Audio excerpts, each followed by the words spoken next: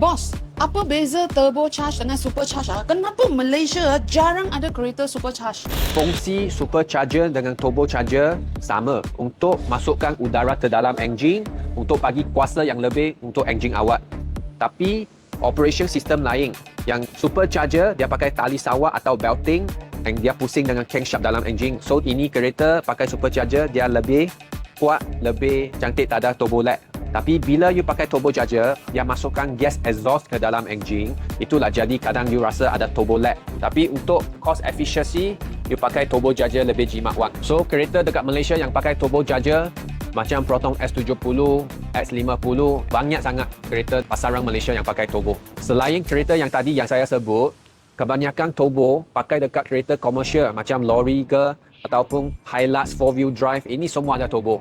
Sebab dia ambil barang berat, dia mesti ada turbo untuk support enjin dia. Jika ada sebarang